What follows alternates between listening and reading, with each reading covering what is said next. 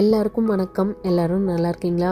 சரஸ்வதி பூஜை, ஆயுத பூஜை, விஜயதசமி எல்லாம் சிறப்பாக கொண்டாடி சாமி கும்பிட்டுருப்பீங்க. அங்கே இங்கே தனித்தனியாக சாமி கும்பிட்றதுல எல்லாத்தையும் சேர்த்து ஒரே நாளாக சாமி கும்பிட்றது.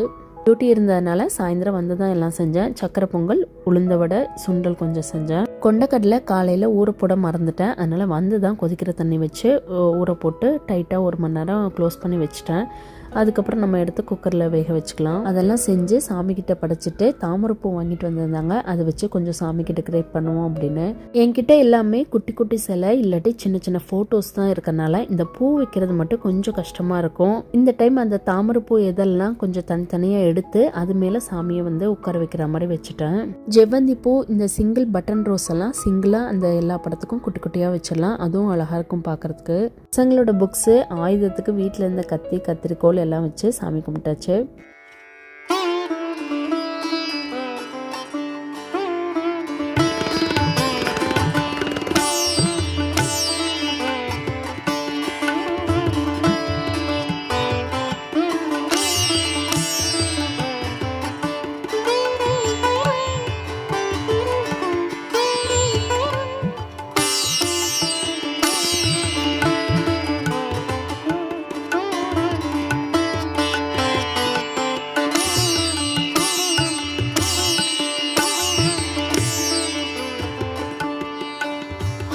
இவங்களோட வண்டியும் க்ளீன் பண்ணி இந்த மாதிரி போட்டெல்லாம் வைங்க இன்றைக்கி ஒரு நாள் அப்படின்னு சொன்னால், ஊர் மாதிரி இங்கெல்லாம் பண்ண முடியுமா அப்படிங்கிறாங்க.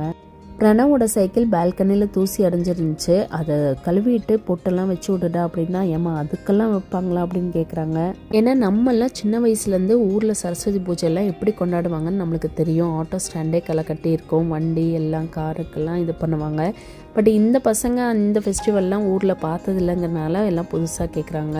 சாமி கும்பிட்டதுக்கப்புறம் செஞ்ச பிரசாதம்லாம் கொஞ்சம் கொஞ்சம் வச்சு சாப்பிட்டாச்சு. எங்களுக்கெல்லாம் இதுவே வயிறு ஃபில் ஆயிடுச்சு. பசங்களுக்கு இப்போ எக்ஸாம் நடந்துட்டு இருக்கனால கொஞ்சம் நேரம் உட்காந்து படிக்க வச்சுட்டு அதுக்கப்புறம் டின்னருக்கு தோசை கேட்டாங்க. கொஞ்சமாக உருளைக்கிழங்கு குருமா வச்சு செஞ்சு டின்னர் முடிச்சாச்சு. இங்கே நாங்கள் சரஸ்வதி பூஜை, ஆயுத பூஜை எல்லாமே சிறப்பாக கொண்டாடியாச்சு. நீங்களாம் எப்படி கொண்டாடினீங்கன்னு கமெண்ட்ஸில் சொல்லுங்கள். இன்னொரு vlogல மீட் பண்ணலாம். தேங்க்ஸ் ஃபார் வாட்சிங்.